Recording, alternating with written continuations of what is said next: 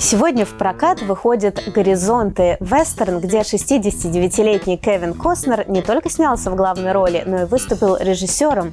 Этот дорогой его сердцу проект Костнер вынашивал целых 3 десятилетия, и чтобы его снять, заложил собственное поместье в Калифорнии. Что у него в итоге получилось? Сколько еще планируется частей этой саги? Как Костнер пережил развод? И планирует ли вернуться в сериал «Йеллоустоун»? Об этом сегодня новости шоу-бизнеса.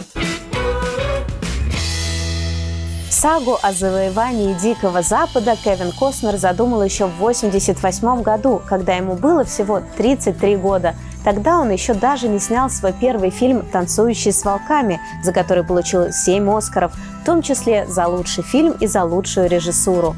То был тоже вестерн, где события разворачивались во времена гражданской войны в США.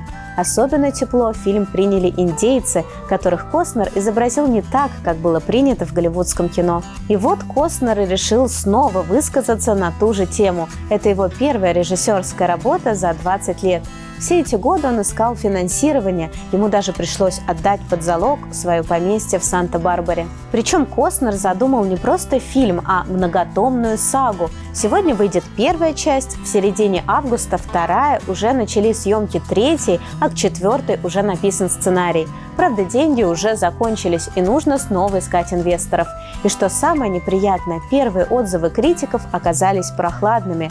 Большинство сходится на том, что снято, конечно, красиво, но слишком сумбурно, и истории некоторых персонажей вообще непонятны. Однако другие критики предлагают сделать скидку на то, что это пока только первая часть, затравка, а все самое интересное еще впереди. Тем более в Каннах «Горизонтам» аплодировали целых 11 минут, из-за чего Костнер даже прослезился. Фильм он приехал представлять вместе с 5 из 7 своих детей, а один из них, 15-летний Хейс, даже снялся в картине.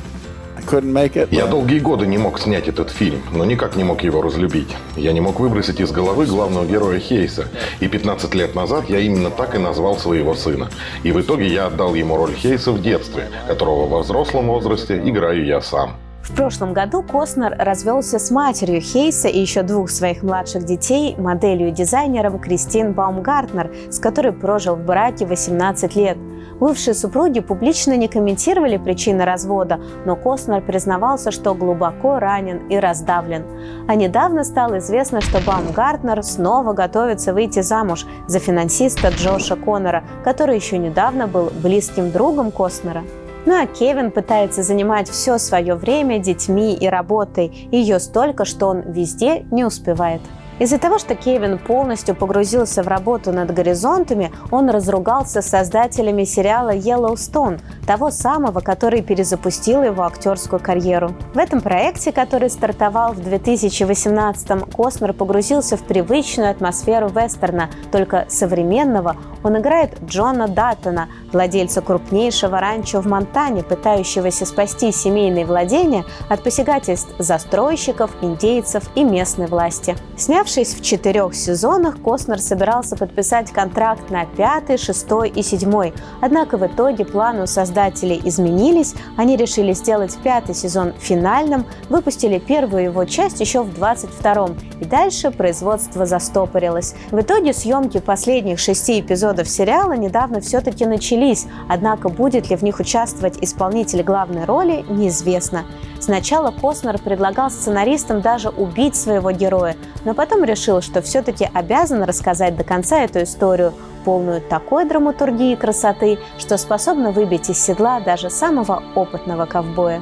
Такие сегодня новости шоу-бизнеса. С вами была Марина Казанцева. Увидимся!